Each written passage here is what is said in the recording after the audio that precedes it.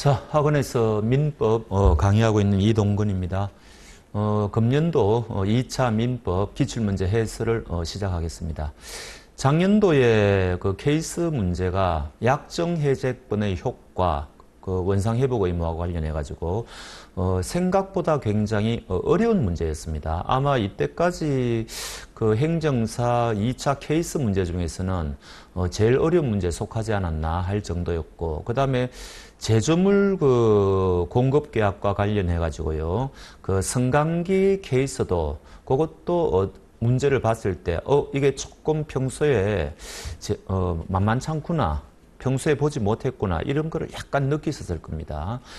제조물 공급 계약을 우리가 도급에서 공부하기는 공부하는데 소유권이 누구에게 기속하느냐, 요거는 제조물 공급 계약하고 연결해서 잘 공부하지는 않거든요. 그래서 작년도에는 케이스 문제 두 가지가 생각보다 까다로웠기 때문에 과연 금년도에도 그런 기조를 유지할까 상당히 궁금했는데, 역시 예전으로 돌아가 가지고 굉장히 문제가 평범했다, 그렇게 말씀드릴 수 있겠습니다.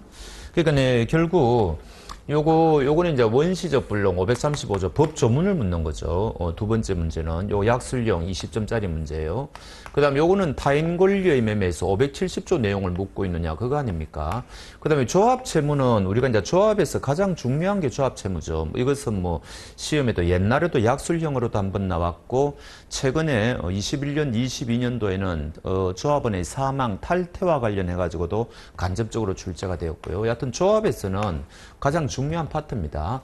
그 다음에 계약갱신 요구권도 마찬가지죠. 이것도 예전에도 약술형으로 문제가 나왔고, 그러니까 여기 있는 요 네 가지 문제는 여러분들이 충분히 아마 평소에 예측을 하셨으리라고 봅니다.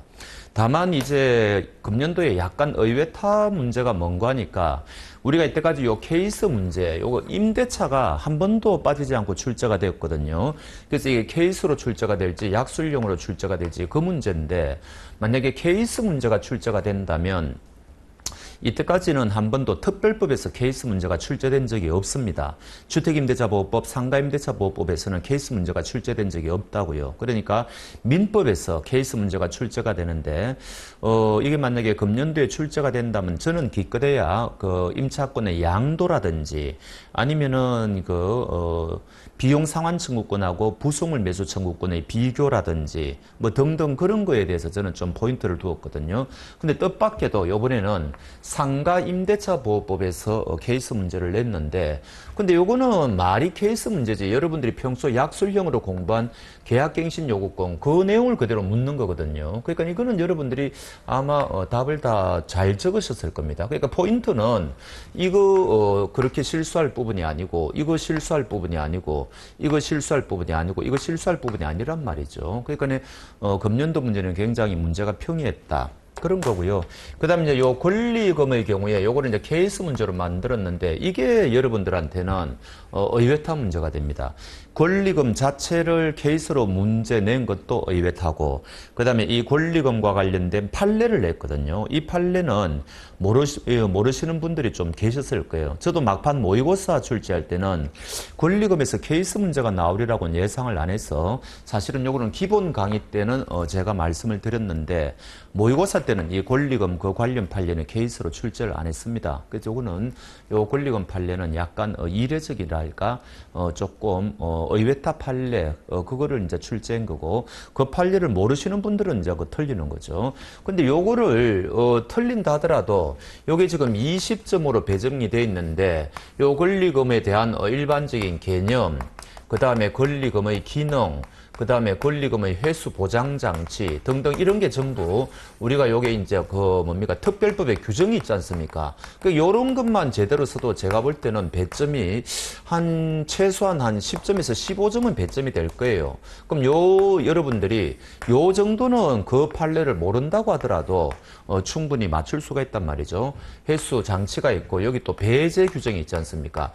요것만 완벽하게 써도 아마 제가 볼 때는 여기 한 15점은 배정이 될 것 같고, 그 중에 한 여러분들이 한 12점 정도는 받지 않겠어요? 그 다음 그 판례가 아마 한 5점 정도 배정이 될 겁니다. 그러니까 그 판례를 모르신다 하더라도 나머지 부분에서 여러분들이 충분히 답을 잘 쓸 수가 있고, 또 요 권리금, 요 케이스 문제도요, 나머지 이 특별법의 내용을 적으면 되기 때문에 금년도 문제는 특별하게 이변이 없다. 굉장히 평범한 축에 속한다. 저는 이런 정도의 문제가 괜찮다고 봅니다. 괜히 작년도 케이스는 조금 변별력을 잃을 정도로 그거 좀 어렵게 출제했거든요. 이제 내년에는 어떻게 될지 모르지만 금년도는 요 정도 수준으로 충분히 합격선을 가를 수 있다. 그렇게 생각합니다. 구체적으로 한번 보시죠. 이거는 이제 이게 복잡하다고 생각할 건 없죠. 이 사람이 이제 2008년도에 이제 이거 팔았는데 자기가 이거 여전히 빌려가지고 지금 임차인이 되는 거야. 요거를 우리가 이제 물권법에서는 점유 계정이라 그래요. 이제 이 집을 팔았는데 내가 안 나가고 주인이 안 나가고 그 집에 계속 임차인으로 살겠다는 거 아닙니까? 이런 걸 물권법에서 점유계정이라 그러는데 그거는 여기서 전혀 논점이 아닙니다. 그리고 이 사람들이 계속 오랫동안 묵시적으로 갱신되어 왔죠. 이것도 이제 적법한 거죠. 여기 특별한 하자가 없으니까 묵시적 갱신도 논점이 아니죠. 그러면 결론은 뭐냐? 나중에 이제 이 건물에 대해서 상가 건물에 대해서 새로운 소유자가 되었는데 요 사람이 2024년 1월 24일 날 상대방한테 통지를 했죠. 이제 요 날짜로 당신이 요 날 임대차 기간이 묵시적 갱신이 만료가 되니까 이제 이거 이제 나가주세요 이렇게 통지했지 않습니까? 그럼 요게 핵심은 포인트가 뭐예요? 요 날 2008년하고 요 날 2024년 요 날짜하고 사이에는 벌써 10년이 지났지 않습니까? 그러니까 이거는 결국은 우리가 계약갱신 요구권에서 아무리 요건이 갖추어진다 하더라도 10년 최초의 임대차를 포함해가지고 10년이 지나면은 계약갱신을 요구하지 못하지 않습니까? 그거 묻는 문제임을 누가 봐도 한눈에 알 수가 있어요. 그러니까 이게 특별한 아무런 논점이 없는 겁니다. 그거 이외에는. 그래서 이제 역시나 1번을 보니까 자 이때 갑은 상대방한테 계약갱신을 요구했단 말이죠. 그러면 이때 이 출제자가 원하는 대로 하면 됩니다. 계약갱신 요구권 약술하라. 그리고 이거 약술하면 되는 거죠. 이거는 여러분들이 아마 약술형 문제로 대비를 했을 거예요. 틀림없이 모의고사라든지 등등에서. 그러면 이게 우리 상가 임대차보호법에서 요건이 있지 않습니까? 6개월부터 1개월 전 사이에 어쩌고 저쩌고 해가지고 그거 그대로 쓰면 되는 거예요. 그 다음에 이게 인정이 되느냐? 인정이 되는 것처럼 보이지만은 아까 말씀드린 10년을 경과했기 때문에 안 된다. 그럼 이제 각과 올해 임대차 계약은 당연히 이제 존속을 할 수가 없죠. 소멸이 되겠죠. 그러니까 그런 거를 순서대로 적어 나가시면 됩니다. 그래서 이제 제가 그 모범 답안에 보면은 계약갱신 요구권의 의의 이거는 당연히 적으셔야 되고요. 6개월 전부터 1개월 전까지 이게 핵심이죠. 그다음 이제 2번 임대인의 갱신 거절 사유가 우리 법에 굉장히 많죠. 그래서 이거는 우리가 평소에 공부할 때도 이 중에 여러분들이 골라잡기 해가지고 한 두세 가지를 여러분들이 내가 시험에 이게 출제가 되면은 나는 요 두세 가지는 적겠다. 근데 요게 이제 저는 네 가지를 적었는데 4번은 포괄조항이죠. 그래서 1, 2, 3번이 구체적인 건데 아마 1번은 누구나 다 이제 서실 쓸 것이고 나머지 2번, 3번 이런 거는 여러분들이 골라잡기 하면 되는 겁니다. 또 이거 말고도 다른 조항이 또 있으니까 아무거나 쓰시면 되고 4번에 일반 조항을 넣으면 되는 거죠. 그 다음에 이제 계약갱신 요구권의 효력도 다시 해야 되죠. 하는데 포인트는 2번이지 않습니까? 최초의 임대차 기간을 포함한 전체 임대차 기간이 10년을 초과해버리면은 이게 인정이 안 된다. 이 문제란 말이죠. 그래서 3번 사내에 적용해가지고 이 벌써 10년이 지났다. 그런 거 이야기하고 그래서 이제 계약갱신 요구권을 행사할 수가 없다. 그러면 이제 임대차 계약은 자동적으로 이제 6월 4일이 되면은 종료가 될 거다. 그거 쓰는 겁니다. 그러니까 이 문제는 다 고득점 할 수가 있죠. 평소에 연습하신 것처럼 그 요건, 그 다음에 계약갱신 요구에 대한 정당한 임대인의 갱신 거절 사유, 그 다음에 효과 그렇게 하고 사안의 적용 이러면 끝나는 거죠. 그러니까 굉장히 평범한 문제다. 이제 그런 이야기고요. 그 다음 두 번째 문제는 이제 권리금이 있는데 자, 요 사람이 이제 권리금 받겠다고 임차인으로 누구를 추선했지 않습니까? 근데 이제 요게 이제 정당한 이유가 되느냐? 자신이 가게를 운영한다 해가지고. 근데 문제수 또 임대인의 권리금 회수 기회보호 제도를 적어라. 이것도 여러분들이 아마 약술형으로 연습을 좀 하셨을 거예요. 그다음 이때 갑이 권리금을 회수할 수가 요거 이제 판례 묻는 거거든요. 그럼 요게 만약에 10점 내지 한 15점 정도가 만약에 부여되어 있다면은 여러분들이 요거는 굉장히 고득점을 할 수가 있는 겁니다. 그러면은 뻔하죠. 권리금이 뭐냐? 그거 적어야 되고, 그 다음에 권리금이 어떤 기능을 하느냐? 절대로 이거는 돌려주는 게 아니다. 뭐 그런 것들. 그게 이제 거기 1번 권리금의 개념, 2번 권리금 계약이 뭐냐? 요거는 이제 법에 있는 겁니다.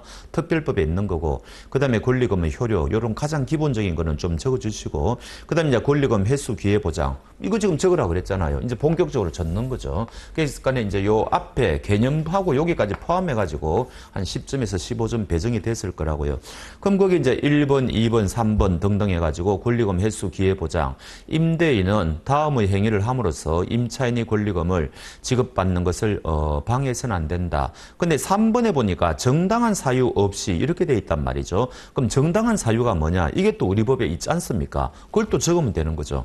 그래서 2번에 적용의 배제해가지고 임대인에게 계약갱신 요구 거절 사유가 있을 때는 그게 아까 이제 1번하고 연결이 되는 거죠. 그 다음 두 번째 뭐 이런 게 또 있고 그 다음 세 번째 2번 등등 해갖고 있단 말이죠. 자, 그런데 3번에 계약갱신 요구권 행사기간이 만료되었다. 아까 계약갱신 요구를 이제 요거 임대인이 거절할 사유가 있을 때는 이럴 때는 이때는 권리금을 못 받는데 문제는 그 법에 가보면은 기간이 만료되었을 때는 조문이 없단 말이죠. 근데 그게 판례가 나와 있거든요. 그게 지금 다음 페이지에 있습니다. 요거는 이제 제가 판례, 여러분들이 혹시 이 판례를 모르시는 분이 있을까 싶어가지고 상세하게 적은 건데 이렇게 상세하게 적을 필요 없어요. 핵심은 뭔가 하니까 임차인의 계약갱신 요구권하고 권리금 회수 제도는 그 제도의 취지가 다르다는 거죠. 이제 그거고 그 다음에 넷째 줄 보면은 계약갱신 요구권 행사 기간의 만료 같은 경우에는 아까 여기에 그런 게 없단 말이죠. 법에 이럴 경우에는 권리금 못 받는다는 그런 예외 조항에 이게 없는 겁니다. 그러니까 우리 판례는 법에 이거를 제외시킨 걸 보니까 계약 기간이 만료되었을 경우에는 권리금을 받을 수 있다는 게 판례의 취지인가 보다. 이게 판례의 핵심이거든요. 그럼 아까 1번에서 얘가 계약 기간이 만료되었으니까 계약갱신을 요구 못 하는데 2번에 그럴 경우에 우리 판례는 뭐라고요? 갑의 권리금 회수는 가능하다는 게 판례란 말이죠. 그러니까 이 판례를 모르면은 판례를 모르시는 분들은 법에 계약갱신이 거절당했을 때는 이때는 권리금 못 받는다고 법에 돼 있으니까 이 사람은 권리금을 못 받겠구나 이렇게 이제 생각할 수 있는데 그거는 이제 판례를 모르니까 하는 말이다 이런 이야기죠. 이게 답니다. 그래서 거기 보면은 사안의 경우에 결국은 기간 경과로 갑의 계약갱신 요구는 인정되지 않지만 이런 경우에도 판례에 의하면은 갑의 권리금 회수는 보장이 된다. 이런 거를 강조해가지고 적으면 된단 말이죠. 그렇습니다. 그래서 어찌됐든 간에 우리가 이제 케이스 문제가 20점, 20점 두 가지가 나왔는데 요 판례를 모른다고 치면 요 판례를 모르면 한 마이너스 5점에서 최소한 마이너스 10점 정도 이게 깎일 거 아닙니까? 그렇다 하더라도 여러분들이 한 10점 정도 최소한 요 권리금 회수 기회 보조, 권리금의 개념, 권리금의 기능, 그 다음에 권리금 회수 기회 보호제도 법에 있는 거 그거 그대로만 적어도 제가 볼 때는 최소한 10점은 받을 거예요. 그러면은 요 앞에 것도 고득점 할 수 있는 거고 요것도 반타작 정도는 할 수 있으니까 이 문제는 결코 여러분들이 당락을 좌우하는 그런 문제는 아니라는 겁니다. 자, 그 다음에 두 번째 문제로 가보겠습니다. 약술형 문제가 이제 나왔는데 역시 이 문제는 아마 다른 학원에서도 다 예상을 했을 겁니다. 저도 예상했어요. 요거 이제 특 A급 문제라 그래가지고 요게 왜냐하면 요 계약 체결상의 과실 책임은 케이스 문제로도 낼 수가 있죠. 요거 케이스 문제로도 낼 수가 있고 그 다음에 요거 약술형 문제로도 출제가 가능하고 또 하나 출제가 가능한 게 뭡니까? 이 계약교섭의 부당한 좌절 요것도 판례가 있지 않습니까? 요거는 우리 기출 문제죠. 케이스 문제로도 나왔고 계약 교섭의 부당한 좌절이 있을 때 이럴 경우에 요 535조를 유추 적용할 수가 있는가? 여기 이제 세 가지 포인트가 있단 말이죠. 그 중에 금년도에는 약술형으로 문제가 됐으니까 이거는 그야말로 아무런 논점이 없죠. 그러니까 이제 요 계약 체결상의 과실 책임의 그 뭡니까? 개념. 우리 민법은 원시적 불능의 경우에만 규정이 되어 있다. 다른 경우에는 규정이 없다. 뭐 그런 거 좀 강조하셔도 되고. 그다음에 우리가 이제 원시적 불능이라고 했을 때 요 사이에 굉장히 이제 말이 여러 가지가 들어갈 수가 있지 않습니까? 이게 일부가 불능이 되면 어떻게 되느냐. 그다음에 두 번째, 주관적 불능이 되면 어떻게 되느냐. 일부가 불능이 될 때는 574조 담보 책임이 문제로 가고, 주관적 불능일 때는 이게 바로 타인 권리의 매매죠. 그래서 이런 식으로 요 두 가지 경우에는 계약이 유효인데 요때는 담보 책임의 문제로 간다. 그러나 우리가 지금 여기서 말하는 535조는 우리가 원시적 객관적 불능을 이야기한다. 그리고 전부 불능을 의미한다. 요거를 조금 강조하면은 아마 좋을 겁니다. 그래서 거기 보시면은 의의가 있고요. 승인 요건 원시적 불능인데 객관적 불능이다. 그 다음에 이제 이게 워낙 이게 내용이 간단하니까 이때 불능의 판단 기준, 무엇을 우리가 불능이라고 하는가? 우리 판례는 이제 사회관념 가지고 판단한단 말이죠. 요런 것도 한 줄 적으셔야 됩니다. 사실은. 거기 이제 동그라미 1번에 의의가 있고, 그 다음에 2번에 1번, 2번 말씀드렸죠. 동그라미 1번에 계약 체결하기 전부터 계약 내용이 사회통념상 실현을 기대할 수 없는 것을 말한다. 사회통념 가지고 판단한다. 뭐 이런 거요. 그 다음에 2번에 원시적 주관적 불능. 그 다음에 그 밑에 이제 일부 불능. 그 동그라미 2번은 제가 강의할 때도 말씀드렸지만 요거는 고도의 여러분들이 연습이 있어야 됩니다. 요거는 안 적으셔도 돼요.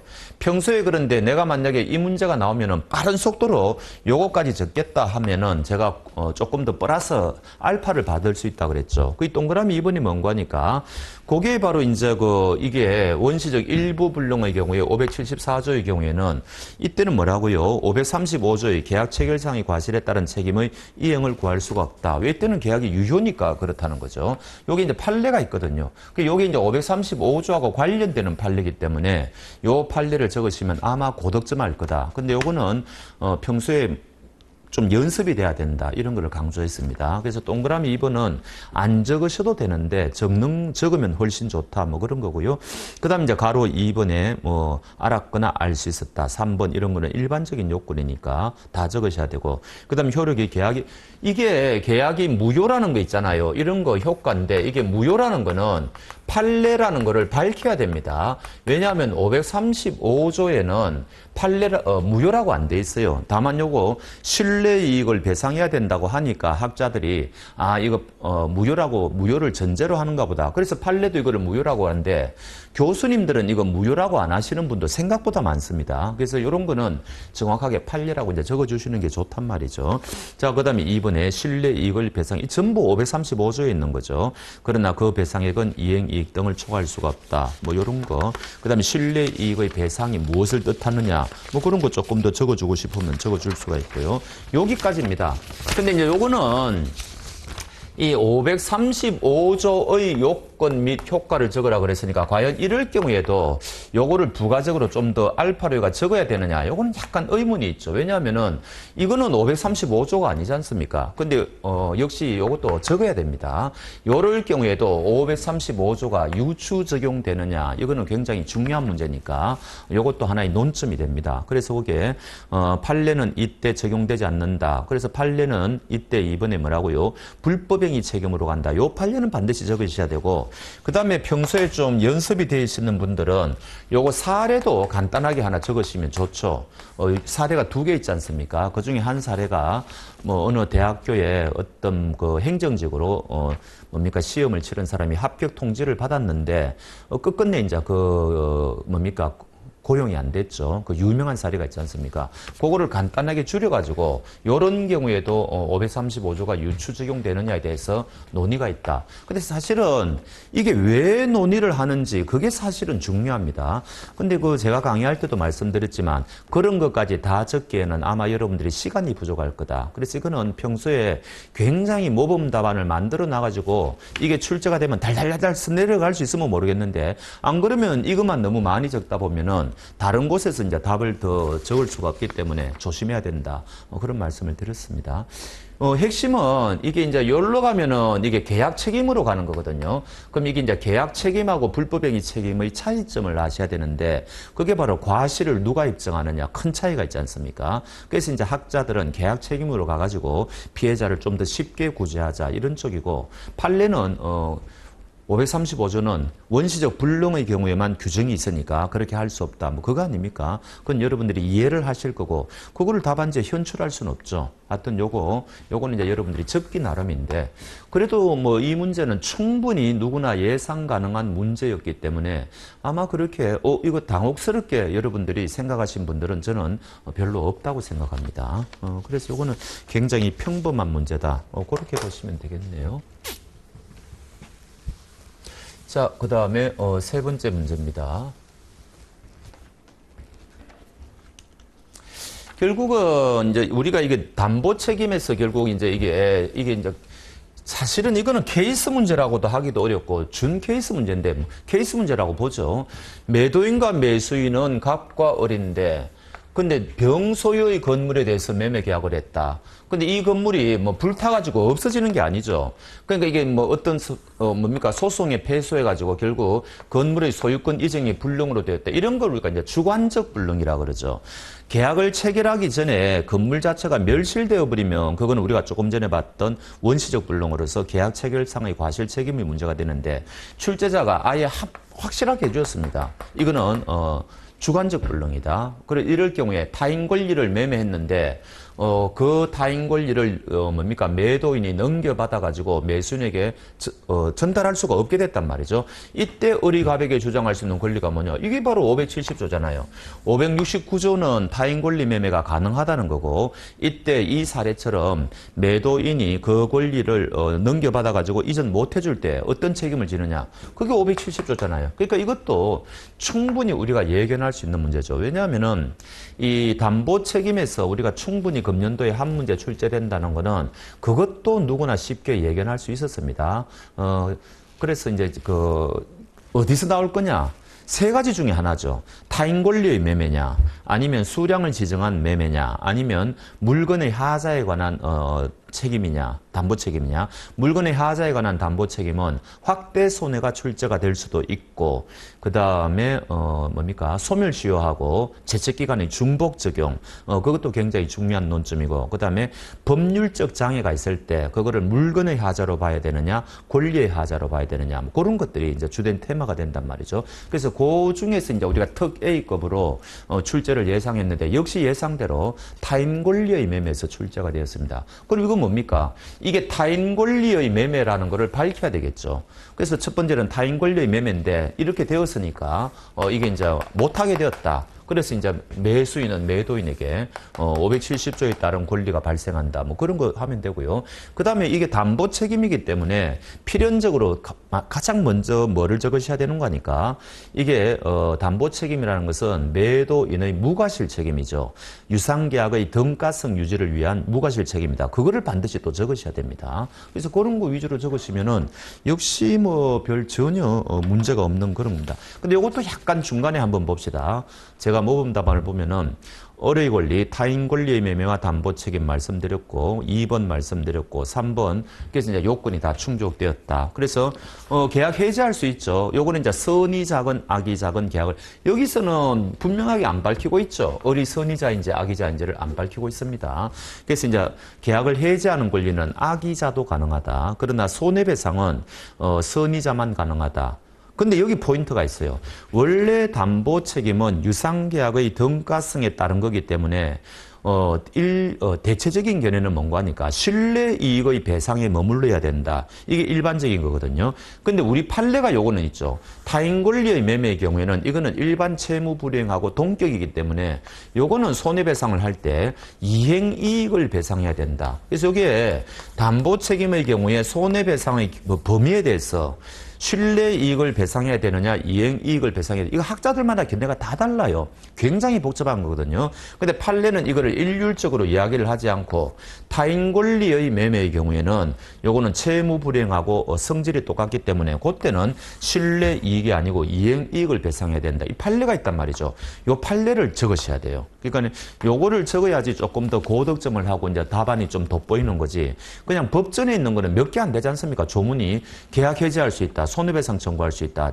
요거는 제척기간이 없다. 뭐 그거 이외에는 뭐 없잖아요. 그러니까 답안지 양을 늘려나가기 위해서는 이거 타인 권리의 매매다라는 거, 그 다음에 무과실 책임이라는 거 이런 거 좀 밝혀주고 뭐 이런 거 등등을 적으셔야 된단 말이죠. 그래서 제가 보기에 3번에 손해배상 청구 1번도 1번, 2번은 판례입니다.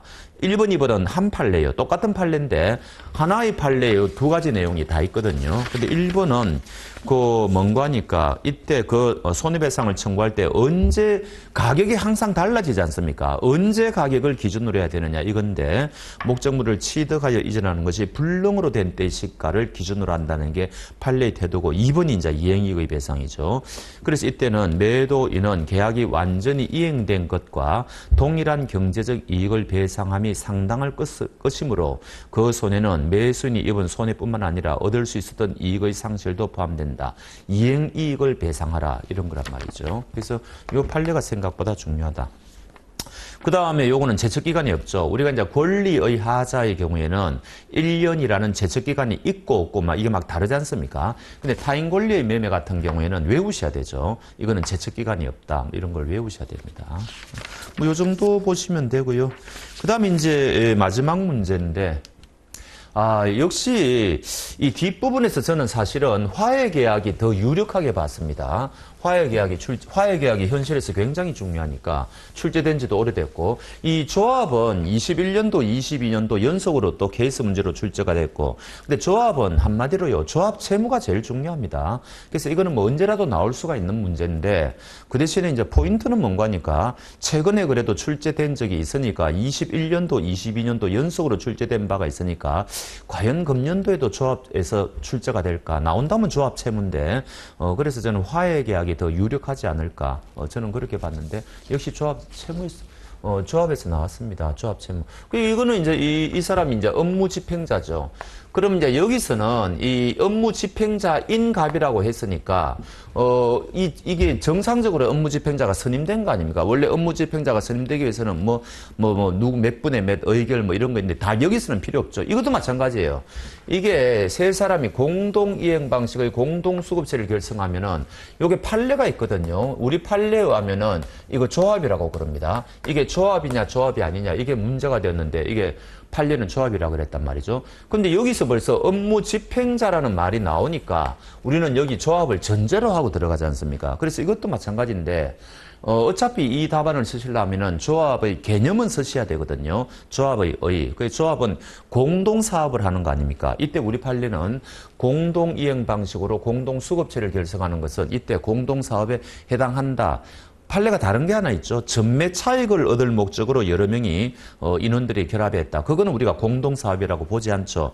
이 지문하고 문제하고는 관계가 없지만, 근데 이거는 이제 공동사업이라고 봐가지고 판례는 이를 조합이라. 이런 것도 그 조합의 개념이나 의의를 적으실 때 한마디 쩍 적고 하면은 아마 제가 모르긴 몰라도 1점 정도는 가점이 될 수 있습니다. 이 학생은 이게 이런 판례가 있다는 것도 알고 있구나. 사실은 별로 쓸 필요는 없는데 남들하고 답안지가 돋보여야 되니까 이런 거를 하나 적으시면 좋다 이거죠. 그 다음에 업무 집행자가 선임되면 얘만이 대리권이 있죠. 조합이라는 것은 우리가 법인격이 없으니까 외부적으로 권리 행사를 어떻게 해야 되느냐 이런 문제가 있는데 대리권을 가지고 하지 않습니까? 그럼 업무 집행자가 있을 경우에는 요 사람만이 대리권이 있는 거니까 얘가 혼자 가가지고 돈을 빌렸단 말이죠. 그럼 요 1억 원 차용은 이게 적법하다. 요것도 한 줄 적고 들어가시는 게 좋아요. 그래야지 다른 사람보다 답안지가 더 돋보인단 말이죠. 그 다음에 이제 끝났어요. 그럼 이제 공사 대금책 이게 조합 이게 뭡니까? 재산이지 않습니까? 조합 재산이 이거 말고도 다른 조합 재산도 있을 수가 있지만 하여튼 조합 재산이 있을 겁니다. 이럴 경우에 이 사람들은 이 대여금 채무 조합 이게 이제 조합 채무죠. 그럼 이게 핵심은 뭐예요? 조합 재산은 합유죠, 합유. 이거는 채무도 합유적으로 기속한다. 그러면은 요 A은행은 어떻게 할 수 있다는 겁니까? 조합 재산에 대해서 강제집행 들어갈 수가 있고 개개인 가벌병에 대해서도 강제집행 들어갈 수가 있고 이때 순서가 없죠. 이 A은행의 선택권이 있죠. 조합재산에 들어가고 싶으면 조합재산 들어가고 개인들한테 하고 싶으면 개인들한테 하면 되는 거고 그런 거죠. 이때 요 개인들은 분할 채무가 된다. 이거 핵심이 될 거고 그럼 이때 이 사람들은 얼마씩 나누어서 분담을 해야 되느냐. 특약이 있으면은 특약대로 해야 되지만 그게 이제 손실 분담 비율이지 않습니까? 그게 있다면은 그 비율대로 하면 되는데 그걸 특약을 안 했다든지 또 채권자가 그거를 모를 경우에는 이 사람들은 균등하게 부담을 해야 될 겁니다. 그런 거 적으시면 되는 거 아니에요. 그건 우리가 연습을 너무 많이 해본 거죠. 그래서 거기 조합 채무 해가지고 1번의 문제의 소재 제가 간단하게 공동 이행 방식을 이 조합의 개념 703조는 반드시 적으셔야 되고요. 공동 이행 방식의 공동 수급체는 민법상의 조합에 해당되는데 합유라는 말도 반드시 적으셔야 되죠. 조합의 채무는 모든 조합원에게 합유적으로 기속되니까 조합 재산으로 책임을 지고 더불어 각 조합원도 개인 재산으로 책임진다. 그래서 갑의 차용행위 적법하다. 업무집행자니까 뭐 이런 거고요. 그래서 가로 2번 분할 채무가 아니다. 합유니까 모두가 한다. 그럼 강제집행을 할 때는 이 뭡니까 여기에 대해서 이제 집행 권한이 있어야 되겠죠. 3번 요게 이제 문제가 핵심입니다. 분할 채무라는 거. 각 조합원은 지분의 비율에 따라 또는 균일적으로 변제를 하는 것이지 채무 전부나 연대 채무를 지는 것이 아니다. 그 다음에 이때 712조 중요한 조문이죠. 이 조합 채권자 A은행은 채권 발생 당시에 조합원의 손실 부담 비율을 알지 못할 때는 균분하여 권리를 행사할 수 있다. 이때 3번 소위 방식은 각자를 상대로 소를 제기하면 되는 거죠. 그 다음에 2번에 713도도 적으셔야 되죠. 그럼 요 세 사람 중에 한 사람이 돈이 없는 사람이 있을 때는 어떡할 거냐. 이럴 경우에 대비해가지고 그가 변제할 수 없는 부분은 다른 조합원이 균분하여 변제할 책임을 진다. 이렇게 713조에 또 조문이 있단 말이죠. 그리고 이제 양자의 관계. 뭐 A은행의 선택권. 이게 뭐 우선순위가 있는 게 아니죠. 그래서 이때는 먼저 어딘가에 집행해야 되는 게 아니다. 그럼 사안의 경우 해가지고 그래도 어떻게든 케이스 형식을 취하고 있으니까 이때 조합재산으로 책임을 져야 된다. 어쩌고 저쩌고 제가 조금 전에 말씀드린 게 다 있습니다. 그러니까 이제 금년도 문제를 보면은 요것도 케이스 문제죠. 케이스 문제인데 사실은요 이런 걸 준 케이스 문제라 그럽니다. 이 케이스를 가장한 문제죠. 뭐 별로 논점이 없잖아요. 이거 조합 채무 어떻게 부담할 거냐. 이거를 그냥 케이스의 형식을 빌렸을 뿐입니다. 이제 그런 거고요. 이것도 마찬가지도 타인 권리의 매매를 했는데 요 중간에 사례를 들었을 뿐이죠. 이것도 사실은 준 케이스 문제예요. 그냥 약술형 문제로 타인 권리의 매매에 대한 담보 책임을 약술하라 이러면 좀 문제가 싱거우니까 이렇게 간단하게 케이스의 형식을 동원했을 뿐이죠. 이거는 그야말로 이제 이거는 약술형의 문제고. 그래서 금년도 문제는, 지금 요렇게 제가 말씀을 드렸는데, 굉장히 평범하게 출제되었다. 저는, 굉장히 유력한 문제로 불안의 항변권, 동시행 항변권에서 그거하고, 그 다음에, 작년에 계약의 해제에서 원상회복 의무가 출제되었으니까, 이번에는 손해배상 의무에 대해서, 캐나다 수출품 사건이지 않습니까? 그런 거 이제 해가지고, 손해배상의 범위, 그거를 굉장히 어려운 판례인데, 그런 것들을 꽤 유력하게 보았는데, 어찌됐든 뭐, 그거는 이제 제 예상을 빗나간 거고, 굉장히 문제가 평범하게 출제가 되었다. 다른 것 전부 우리가 약술형의 문제로 다 연습을 해본 것들입니다. 이거는 우리 학원에서뿐만 아니고, 다른 학원에서도 전부 다 예상이 가능했을 거예요. 단지 이제 권리금에 대한 그 판례를 아느냐 모르냐 이제 그거 하나의 차이일 뿐이죠. 자, 어찌됐든 금년도 이렇게 항상 뭐 문제가 출제되고 난 뒤면 허탈하죠. 그렇게 이제 열심히 연습을 해가 여러 가지를 예상하고 뭐 특 A급 뭐 이런 식으로 B급, C급 이런 식으로 나누어 가지고 의외타 문제에 대비를 하고 막 그랬는데 금년도에는 의외타 문제라는 게 출제된 게 없다고 봐도 됩니다. 권리금 같은 경우도 의외타 문제는 아니죠. 그래서 여하튼 대부분의 경우에는 그냥 여러분들이 답을 좀 다 잘 적으셨을 거다 하고 오히려 이럴 경우에는 채점자가 좀 채점을 박하게 할 수도 있습니다. 다 어느 정도 답을 잘 적으니까 다 고득점을 줄 수는 없지 않습니까? 그래서 오히려 여러분들이 예상하는 것보다 점수가 조금 더 박하게 나올지 그거는 알 수가 없어요. 실제로 이때까지 경험에 비추어 보면 그렇습니다. 해서 그건 우리가 결국은 기다려봐야 되고요. 자, 어찌됐든 이렇게 간단하게 금년도 기출문제 해설을 마치고 어찌됐든 정말 수고하셨습니다. 각자 부디 다른 과목도 여러분들이 좀 제대로 좀 잘 보셔가지고 합격을 하시면 좋겠네요. 강의를 마치겠습니다.